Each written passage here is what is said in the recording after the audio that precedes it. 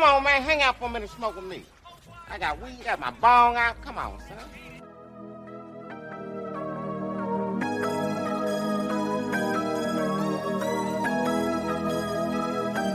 Know what I'm saying?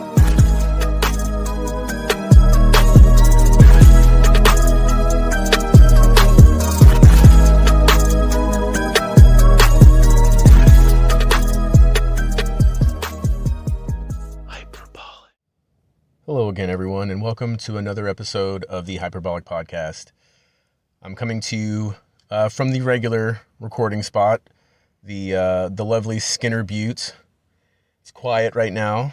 The bums haven't made their way up here yet, but the day is young. Only time will tell when they'll start to pack in here and start unpacking their extension cords and their guitars and their art and whatever else, bowls of candy for scooping up children. I don't know what they're into. People out here are of a different breed of human. That is definitely one thing I've noticed as long as I've been here. Not just Oregon, the Pacific Northwest in general. The whites here are a specific kind of white. Much like the southern white is a specific kind of white, the Pacific Northwest white is a volatile creature. Sometimes silently, sometimes not so silently. As you may have learned from Portland, where all of the all the unruly whites are taking up all of their grievances and starting shit with the cops about not accepting Biden and their spray painting anarchy symbols all over the place. Look, okay, let's be real. None of us wanted Biden. None of us wanted Biden. Not even really the people that thought they wanted Biden. They really didn't even want Biden. They didn't fucking want Biden. They only thought they wanted Biden because they're weak-minded and they just go by with whatever the status quo tells them or whatever loved one that's spewing whatever dog shit that they just choose to trust that source. I don't fucking know. But long story short, the whites out here are it's a different breed.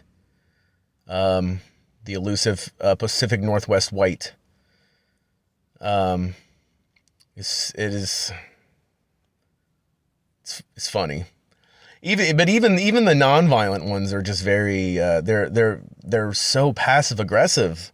The people here are so passive aggressive, and I am very much aggressive. So I don't know how that works now or in the future, because I am what you would call aggressive. I definitely my softer side is a lot larger and prominent now in my into my 30s than it was, say, 10, 15 years ago. But I'm still very much aggressive. There's still aggression. I'm not afraid of any of these fucking people. But they are afraid of people like me. They are terrified of people like me. People out here do not like confrontation, for the most part. Not in the city anyway. When you start getting out to the subcategory of the Pacific Northwest white, we call it the rural Pacific Northwest white. That's a whole other ball game. That's a whole other discussion. But the ones here, it is what it is. There are a lot of there are a lot of homeless here. I'm just seeing more and more tents popping up all the time. There's more and more camps. Apparently in California, they're just lining up the fucking, like, the main boulevards and main streets of Hollywood. Whereas out here, at least, they're staying to the outskirts, of the city, and for the most part. I have legitimately seen a couple that just said fuck this, and they laid down in the middle of the sidewalk and they said that this is where I'm napping right now, and you're just gonna have to deal with that. And nobody's gonna fuck with them. You know, none of these people are gonna touch them. They're not gonna try to fucking physically move them. They're just gonna be really upset about it. They're gonna huff, they're gonna puff, they're gonna step over or walk around, and they're gonna be disgusted, the same as I would be. If I'll tell you this, I don't have enough fingers or toes on my body to count how many people I have seen having full-blown not only conversations but arguments and revelations and just the full spectrum of emotion that's drawn from really fucking hashing it out, just really talking it out. You know, whether it's with a person or, you know, an imaginary person in your head, in their head. And I have seen some fucking, I mean, there were a couple I thought that they were going to come to blows. I thought the dude was legitimately either going to start punching the air or start beating the shit out of himself. Like some fucking like liar style shit, like some I'm kicking my ass, do you mind? Like that kind like that kind of shit. Except he's doing it at the bus stop. You know, and there was a certain point I thought that at any point, if he wasn't gonna beat the air up or he wasn't gonna beat himself up, he might start beating up the bus sign or, you know, the bus stop structure. I mean, this dude was a fucking loose cannon. He was a fucking loose cannon. He also looked like, you ever seen one of those, it's one of the dogs, they got the kind of like, they got the curly kind of kinky hair. They're very fluffy. They're very stuffed animal-like. He looked like one of those, but if it just had rolled in fucking shit for some years, and then just really fucking gave up on life, and then reached the point of no return where the brain just fucking switched over to permanent autopilot, and then fast forward to me sitting in a parking lot eating a breakfast burrito, watching this dude, on the fucking verge, he's on the fucking precipice of a full-on attack on himself or on whatever person he thinks that he sees in front of him. It's very sad. It's very sad. Obviously I'm kidding. It is a very sad thing to see, but it doesn't take away from the fact that it would have absolutely made my entire day to watch that dude beat the shit out of himself. It wouldn't have had to been long. He wouldn't have had to do it for minutes. It wouldn't have had to been fucking rounds, but I would have liked to have at least seen him fucking just like check his chin with a fucking solid hook. That would have been fucking funny, especially if it did it movie style, like scooped his fucking feet out from underneath him, dude. Oh, like pulling out a rug, just lost all his footing. He's in the air, he's floating. And, you know, it wouldn't be the first time I've watched somebody die on a sidewalk in the city, so, you know, what's one more? What's one more? Yeah, back in like 2019, my roommate at the time and I were going about our business around downtown Eugene, and we're waiting at the EMX, which if you're not familiar with Eugene, it's just like a little bus system that only travels one general route, two general routes. But we're waiting at the stop for it, and this guy on a bike had been struck by a vehicle, and he lay there on the sidewalk and died. Just died right in front of us, basically. Just like literally just very on the opposite side of the street. Just full fucking front row view of this dude's death. And and that dude was probably like a law-abiding, upstanding, you know, properly hygienic individual. You know what I mean? Like, if it was rough, I mean, it was rough watching him die. Like, watching a bum fucking crank himself in the fucking jaw and then crack his head on the concrete and die, that ain't nothing. You know what I mean? Because, that dude very well may have taken a shit like 20 fucking feet from there. Just right in the open, somebody walking their dog. You got, they gotta play, oh, is that the shit of a Great Dane, or is that the shit of a great bum? So, good riddance, I say. I say, because you know what the bums don't do is they don't pick up their own shit. At least the people walking their dogs are picking up their dog's shit.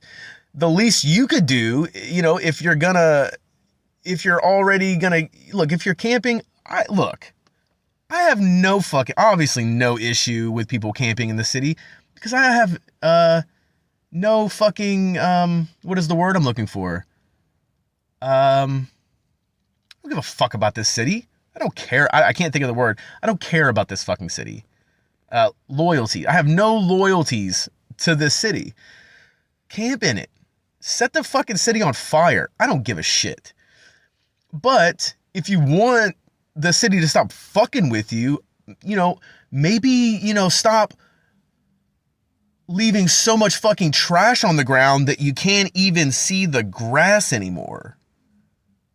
You know what I mean? And we're not talking about a couple square feet. You know what I mean? We're talking about fucking 8 by 10 fucking area of just trash. If you stop doing that, I feel like people would probably not fuck with you as much. Also, if you stop shitting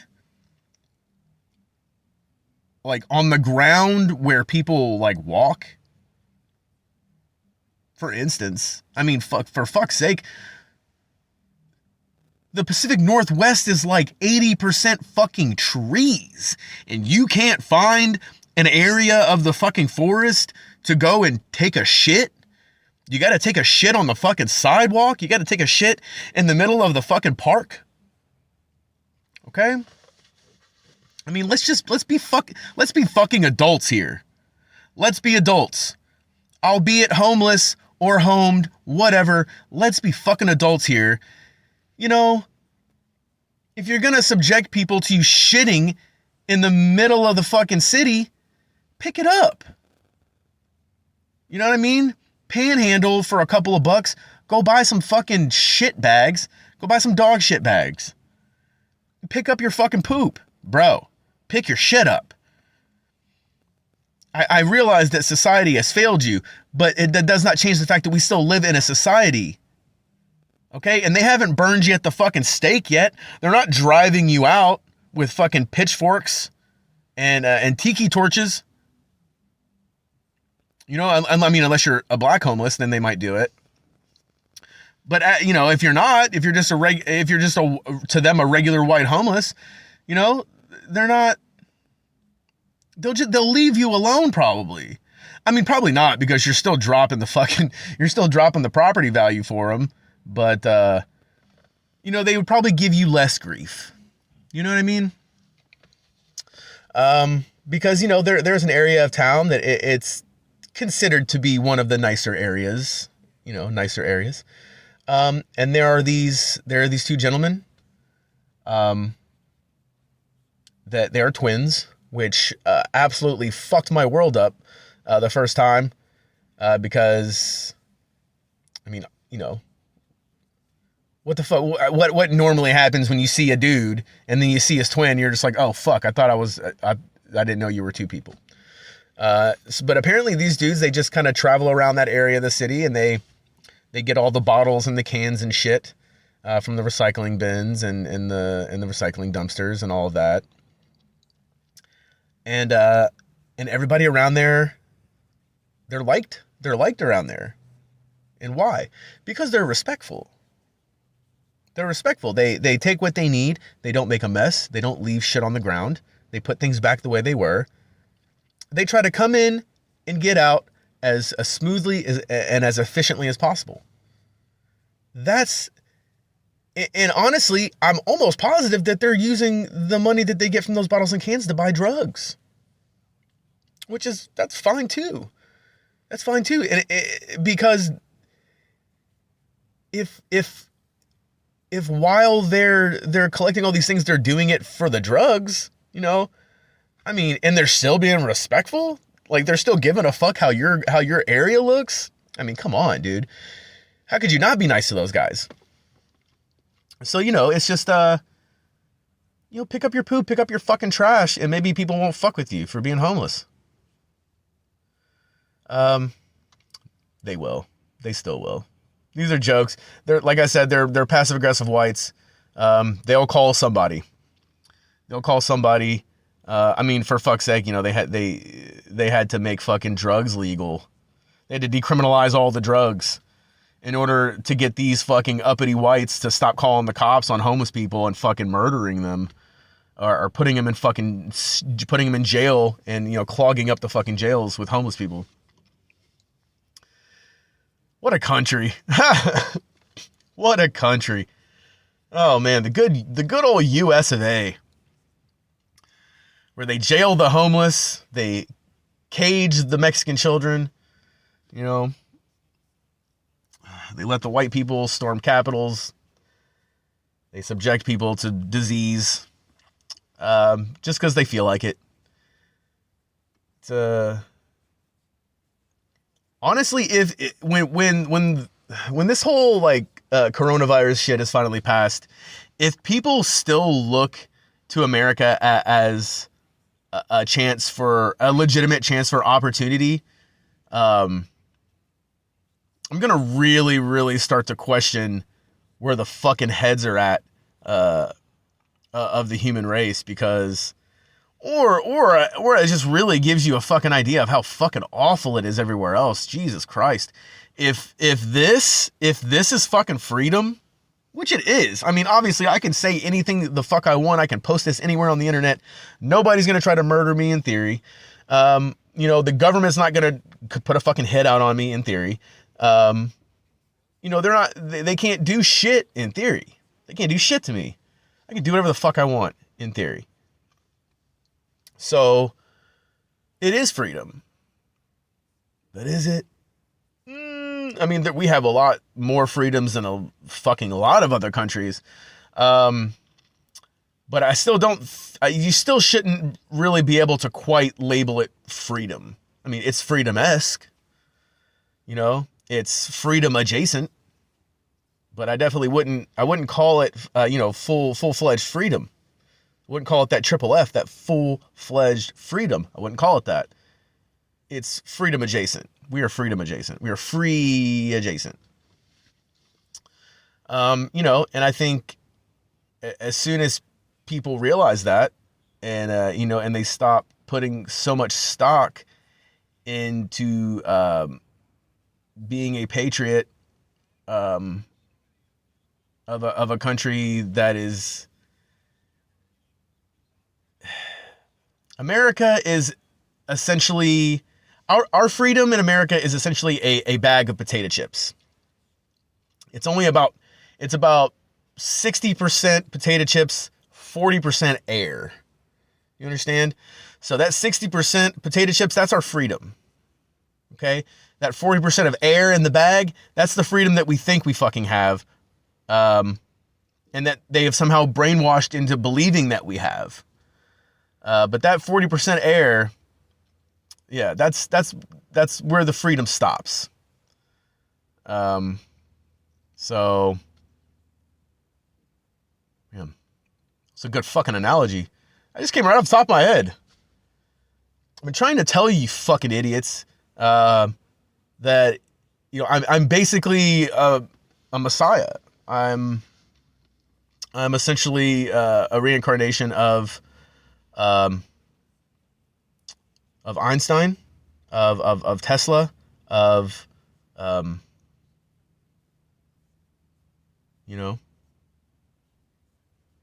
countless others. They're all in me. They're all in me. They're all in here. They're all in here.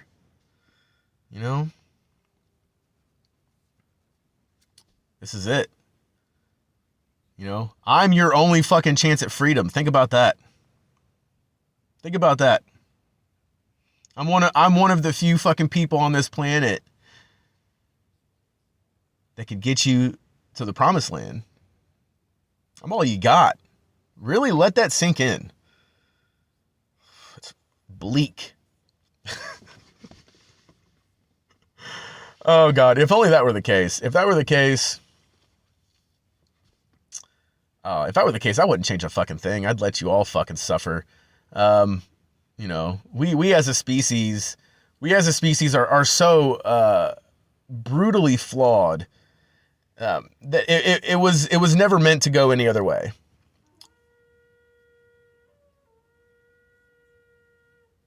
Did y'all hear that? Apparently there's gonna be a little fucking jam band over here, so that's cool. Let's try to get this all wrapped up before that happens. Fuck, that made me lose my train of thought. Yeah, what if the whole fate of the universe, of the world, not even the universe, that's too big. That's come on. Come on. But the fate of the world rested on the shoulders of one or you know, a couple of handfuls, a baker's dozen of just stoners. You know, just stoners with the stoner ingenuity, and they have the ideas, they have the thought process. This motherfucker is just gonna blow this fucking horn for fucking days, isn't he? I don't even know if you all can hear it as well as I can. I can only assume because this fucking mic picks up everything. This is fucking ridiculous. I come up here to record, and this is what I deal with. Huh? Who is he calling? How funny would it be if that's like the fucking, the Genghis Khan fucking, or Genghis, how is it supposed to be pronounced? Any of my mini Mongolian listeners, if you could go ahead and chime in and let me know how it's pronounced, if it's Genghis or Genghis. But apparently this dude is the reincarnate of that, and he is calling the fucking squad, dude. He's calling in the boys. He's calling in the fucking squad, and they are gonna come through here and they are gonna fuck shit up, I think.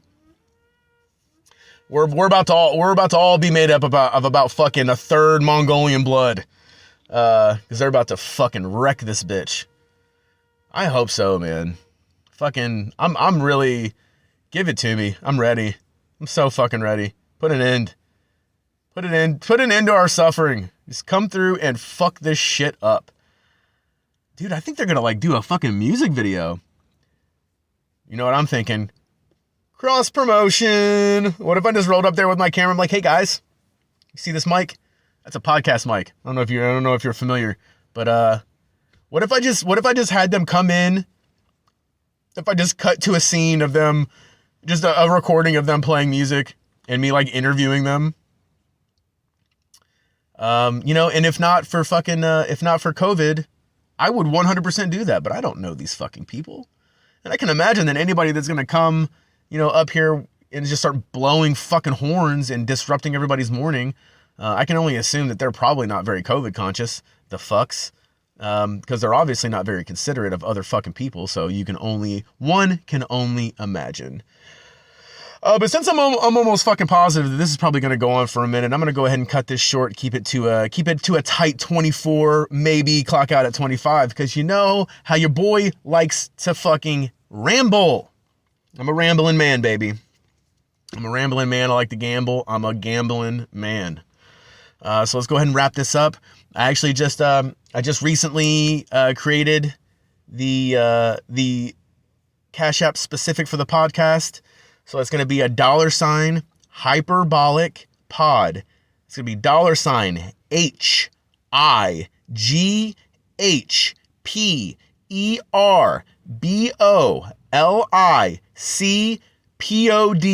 Hyperbolic pod. Remember, high is spelled HIGH, not HY. Obviously I'm doing all of this for free. You know, it's supposed to be for fun, but look at the fucking shape we're in. I'm poor. I'm fucking broke. I'm essentially living in my car. You know, so And I'm also putting money into doing this. I mean, this is costing me money, truthfully, every month. So, you know, if anything, if your boy could just recoup some expenses and, you know, put a little food in the belly, lay the head on an Airbnb pillow, you know, wash my ass in a full-size shower, whatever. Help your boy out, you know, feel good about it. Feel good about it knowing that you're helping that you're helping out somebody that that would otherwise be just as good, if not better than you. So, I love you all so much. So yeah, if you want to donate, dude, $1, a fucking $1. If I could get 100 people to give me $1, that's tight. So let's do that. Hyperbolic Pod on Cash App. Send me some dough. And my birthday's coming up soon on February 4th. So I'm probably going to be hitting up motherfuckers for donations for that too. So get ready for that. And I'm about to run out of time on this fucking recording. So I love you all. And thank you so much for listening and watching the Hyperbolic Podcast. Bye.